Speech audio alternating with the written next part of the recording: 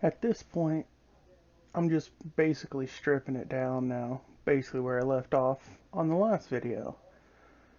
These front ends actually have a lot of hidden bolts. If you can see over on the driver's side, all of them are bolt holes that you actually can't see because hinges are covering it and everything else. And all that stuff's getting cut off. You could probably cut it real quick, be done with it.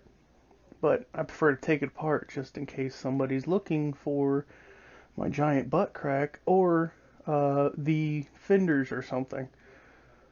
But anywho, it all comes off pretty fast, pretty painless. Just try not to break any of the wiring or the AC lines or anything.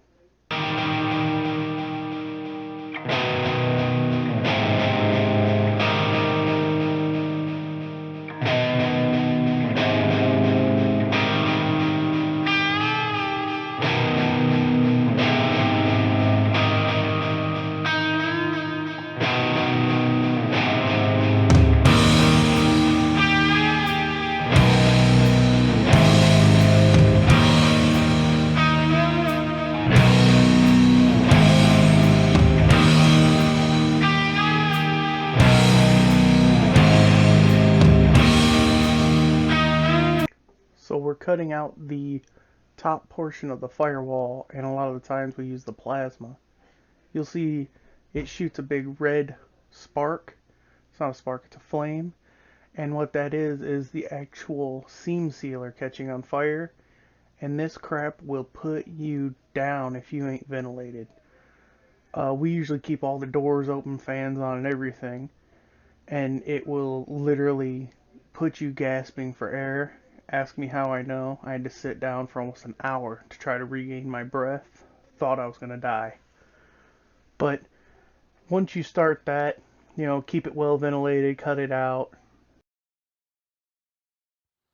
Okay, so I thought I'd take a second out before I pull off the steering column out. This is what's left of your Dakota when you're building a rat rod. This is going to come off. That still pop it right off. It exposes all of your heat and AC stuff. Cut all of the rocker and everything off. Again, this is coming off. This is coming off. The steering column will come out. A lot of this sound deadening stuff has to come out because it burns when we weld it. We take the plastic sheathing, which is over there on the ground, off of the harness and tape it up. So that way it's easier to move and flex around. But other than that, it's pretty simple pimple. No hood latch, you can take it off. This is an automatic. When we have automatics, we remove the e-brake and just cut it out. There's no need for it. So you can see there's really nothing left there.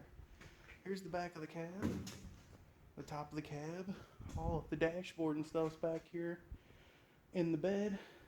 But I'm going to finish taking this stuff out, get that top off, and then after that we will probably start cleaning up the shop, moving this out, moving that out, bringing the old truck in to start cutting it up.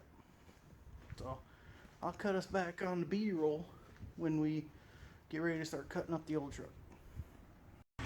Well, we're moving her in.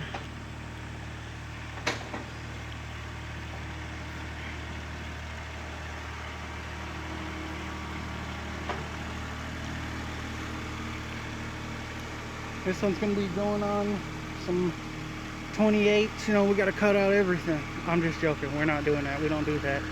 That's terrible. But it's going on a 5.2 Dakota. Let me get back at it and help him spin. So yesterday we didn't work very long in here, but we worked fast. So the truck is already basically torn apart, and I didn't really film much of it. I mean, you're taking a truck apart. What's there really to show? It's where putting it back together is what you really want to see. But we got the front end off, we got the bed off, the cab we're not taking off yet because we want to fix them rotted out doors. They're pretty bad. this is basically ready to go now. All we have to do is cut out the floors, start setting it over, start doing our measurements, and get it where it has to be. However, there's not much floor left in there. It's kind of rotty McRotten. The dash is staying. The seat mount has to come out. That comes out when we cut the floor out. We unbolt them most of the times though, but these doors, yeah, they're pretty bad. But funny enough, even though the front floorboards and the doors are bad, the cab corners are perfect. Nothing wrong with them. I don't understand that. In fact, I'm going to call them door seals. The bottoms are completely gone. We're going to have to make them. So we got a lot of stuff to make. A lot of hand fabricating coming. We're going to leave the cab on to do that. I'm going to make the inner ones. I'm going to make the door. Well, me and Scott's going to make the inner fender skirt things, whatever they are. Not inner fender, inner door skirts. The bottoms of the doors on both passenger and driver has to be done. Yeah, then after that we cut the floor out and put it over here. Now, when I do cut the cab off of the Dakota, I always leave more back here. Alright, now the reason I leave more is so we have enough, really. But this will get cut again back here to the point where it's only overlapping about a ½ inch onto the cab. And that's so there's plenty of meat to weld through. If you blow through, you can still weld it, no big problem. I like to tack screw mine. Scott doesn't. Scott likes to just go at it and weld it. I like tack screw and bring it all together. But either way, both ways work. Both ways are right. Because it's a rat rod. Everything's right. Really, the wrongest wrong is right on a rat rod. I mean, it's all in how goofy you want to get. Let's see here. We've already cut the column portion off because that would stick out and hit the dash. We actually take and weld some U-bolts to the bottom of the column and weld it to the bottom of the dash, or bolt it depending on if there's holes there or not. Sometimes there is, sometimes there ain't. Oh, what else do we have to do?